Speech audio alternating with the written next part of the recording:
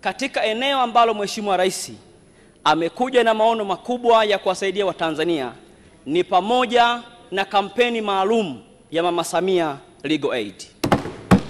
Mheshimiwa Naibu Spika, sisi wabunge wa vijijini ambao tunajua changamoto za wananchi wetu, ambao wako wananchi wengi hawana uwezo wa kuzifikia mahakama kwa sababu ziko mbali, lakini pia gharama za kutafuta mawakili ni kubwa, lakini pia wako wananchi ambao hawajui taratibu za kupata haki zao.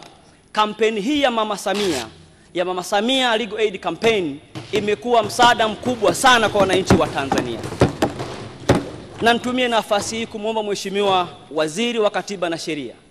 Tumemwona katika nchi yetu kwenye mikoa mbalimbali akiongoza kwa vitendo kampeni hii. Na nikuhakikishie Mheshimiwa Waziri, katika awamu yako umeifanya Wizara ya Katiba na Sheria kuwa karibu zaidi na wananchi wa Tanzania. Hongera sana wewe na timu yako yote ya wizara hii. Lakini pia Mheshimiwa Naibu Spika, nataka nitoe ushauri kidogo eneo hili la msaada wa Mama Samia wa kisheria. Ili huduma hii iweze kuwa endelevu pamoja na mipango mizuri ya wizara hii, nilikuwa na shauri sana serikali. Wako watu kwenye mikoa na wilaya wanaitwa paralegal. Hawa watu wana NGO mbalimbali. Nitaka nimwombe Mheshimiwa Waziri atakapokuja kuwind up jioni atuambie wana mpango gani wa kufanya mashirikiano ya kutosha kuwasaidia paralegal hawa, kuwajengea uwezo wa mafunzo, lakini pia kuwasaidia vitendea kazi ili huduma hii ya Mama Samia iweze kuendelevu leo na vizazi vijavyo.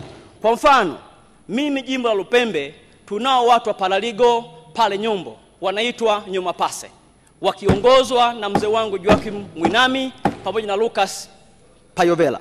Lakini pia ukienda kwenye mkoa wa Njombe tunao watu wa paralegal kwenye taasisi kubwa ya Mapao ikiongozwa na mchungaji Sinene. Hawa watu wanahitaji kujengewa uwezo sana kupitia wizara hii.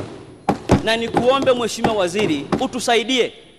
Wengi hawana vifaa kama kompyuta, hawana usafiri. Tukiwasaidia hawa, wapo karibu na wananchi, wataifanya huduma hii kuwa endelevu na kuwa na msaada zaidi kwa Watanzania.